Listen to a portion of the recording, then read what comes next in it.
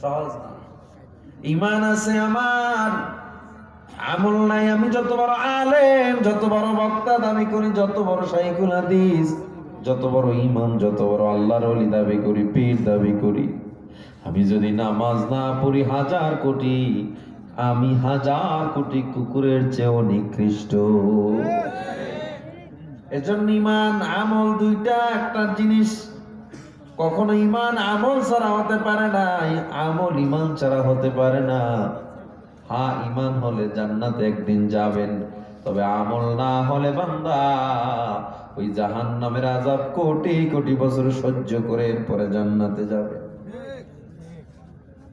এখন আসেন আমল কোনটা? এক নম্বরে নামাজ। নামাজ আমাদের সবচেয়ে বড় ইবাদতে মাকসুদের ভিতরে সবচেয়ে দামি ইবাদত হলো নামাজ।